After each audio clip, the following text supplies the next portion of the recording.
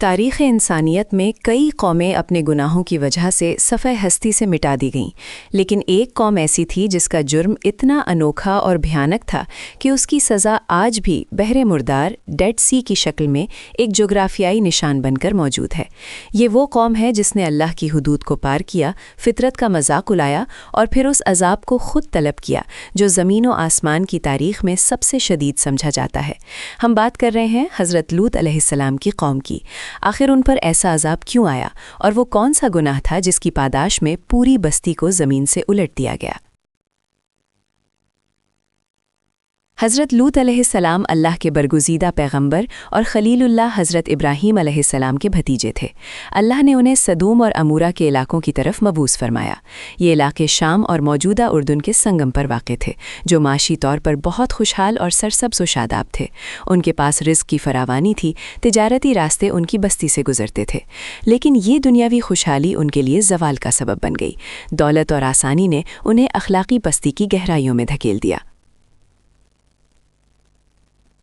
قوم لوط کا بنیادی اور سب سے بڑا جرم وہ تھا جو ان سے پہلے دنیا میں کسی قوم نے نہ کیا تھا۔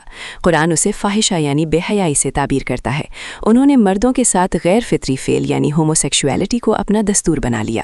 یہ گناہ صرف ذاتی نوعیت کا نہیں تھا بلکہ ایک معاشرتی چلن بن گیا تھا۔ پہلا جرم فطرت سے انحراف، انہوں نے عورتوں کو چھوڑ کر مردوں سے اپنی شہوت پوری کرنی شروع کر دی۔ دوسرا جرم، وہ اس گناہ کو خفیہ رکھنے کے بجائے کھلے عام فخر کے ساتھ کرتے تھے۔ ان کی بستیوں میں جب کوئی مسافر یا خوبصورت شخص آتا تو یہ لوگ کھلے عام اس پر حملہ آور ہوتے اور زبردستی کرتے۔ تیسرا جرم، اس کے ساتھ ہی ان میں رہزنی، مسافروں کو تنگ کرنا اور محفلوں میں برے کام کرنا عام تھا، یعنی اخلاقی گراوٹ عروج پر تھی۔ اللہ نے انہیں موقع دیا کہ وہ توبہ کریں، لیکن انہوں نے اپنی سرکشی نہیں چھوڑی۔ حضرت لوط علیہ السلام نے دن رات اپنی قوم کو اللہ کی طرف بلایا۔ انہوں نے دلائل دیے، فطری رشتے یاد دلائے اور اللہ کے عذاب سے ڈرایا۔ انہوں نے کہا، اے میری قوم، تم ایسی بے حیائی کیوں کرتے ہو جو تم سے پہلے جہانوں میں کسی نے نہیں کی؟ اللہ سے ڈرو اور میری اطاعت کرو۔ قوم کا جواب انتہائی گستاخانہ اور متکبرانہ تھا۔ انہوں نے کہا، اے لوط، اگر تم باز نہ آئے تو تمہیں ہم بستی سے نکال باہر کریں گے، اور تنزن یہ بھی کہا، اگر تم سچے ہو تو جس عذاب سے ہمیں ڈراتے ہو وہ لے آؤ۔ جب قوم نے انبیاء کی تکذیب کی، اللہ کے احکامات کو مذاق بنایا اور کھلے عام برائی پر اصرار کیا تو عذاب کا فیصلہ ہو گیا۔ عذاب کا فیصلہ اور فرشتوں کی آمد۔ اللہ تعالیٰ نے عذاب کے لیے فرشتوں کو انسانی شکل میں بھیجا۔ یہ فرشتے پہلے حضرت ابراہیم علیہ السلام کو بیٹے کی بشارت دینے کے بعد حضرت لوط علیہ السلام کی طرف روانہ ہوئے۔ فرشتے انتہائی خوبصورت جوانوں کی شکل میں حضرت لوط علیہ السلام کے گھر آئے۔ یہ حضرت لوط علیہ السلام کے لیے ایک سخت آزمائش تھی۔ جیسے ہی اس خبر کی بھنک قوم کو لگی، وہ دیوانہ وار بھاگتے ہوئے حضرت لوط علیہ السلام کے گھر کی طرف آئے اور دروازے پر جمع ہو کر شور مچانے لگے۔ حضرت لوط علیہ السلام نے بے بسی سے کہا، اے میری قوم، یہ میری بیٹیاں ہیں یعنی بستی کی عورتیں، ان سے نکاح کرو، اللہ سے ڈرو اور مجھے میرے مہمانوں کے سامنے رسوا نہ کرو۔ لیکن ان کا جواب قوم کی بے شرمی کا آخری مظاہرہ تھا۔ تمہیں خوب معلوم ہے کہ ہمیں تمہاری بیٹیوں، عورتوں سے کوئی غرض نہیں، اور جو ہم چاہتے ہیں وہ تم جانتے ہو۔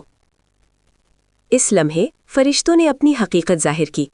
انہوں نے حضرت لوط علیہ السلام کو حکم دیا کہ آپ اور آپ کے ساتھ ایمان لانے والے رات کی تاریکی میں یہاں سے نکل جائیں اور کوئی بھی پیچھے مڑ کر نہ دیکھے۔ جب فجر کا وقت ہوا تو اللہ کا حکم نازل ہوا۔ حضرت جبرائیل علیہ السلام نے اپنے پروں کے ذریعے اس پوری بستی سدوم اور امورہ کو زمین سے اٹھا لیا، یہاں تک کہ آسمان والوں نے کتوں کے بھونکنے کی آوازیں سنی، اور پھر اس بستی کو الٹ کر زمین پر دے مارا۔ اسے قلب یعنی پلٹ دینے کا عذاب کہا جاتا ہے۔ اس کے بعد ان پر آسمان سے آگ کے پکے ہوئے پتھروں، کنکروں کی بارش کی گئی جو مسلسل برستے رہے۔ اس عذاب میں حضرت لوط علیہ السلام کی بیوی بھی ہلاک ہوئی، کیونکہ اس نے قوم سے دلی ہمدردی رکھی اور پیچھے مڑ کر دیکھ لیا۔ خلاصہ اور عبرت کا پیغام۔ لوط علیہ السلام کی قوم پر عذاب کی شدت کا سب سے بڑا سبب گناہ کا ارتکاب نہیں، بلکہ گناہ کو معاشرتی نظام اور ثقافت کا حصہ بنا لینا، انبیاء کی تعلیمات کا مذاق اڑانا اور اس پر اصرار کرنا تھا۔ یہ واقعہ عالم انسانیت کے لیے ایک واضح پیغام رکھتا ہے۔ جب کوئی قوم اللہ کی قائم کردہ فطری حدود کو پار کرتی ہے، جنسی بے راہ روی اور بے حیائی کو فخر سمجھتی ہے، اور اپنے نبی کا انکار کرتی ہے تو اللہ کا قہر اس پر غیر متوقع اور ہولناک شکل میں نازل ہوتا ہے۔ آج بھی بحر مردار کے علاقے ان مٹی ہوئی بستیوں کی گواہی دے رہے ہیں۔ ہمیں چاہیے کہ ہم اللہ کی حدود کی پاسداری کریں اور اخلاقی بستی سے ہمیشہ دور رہیں۔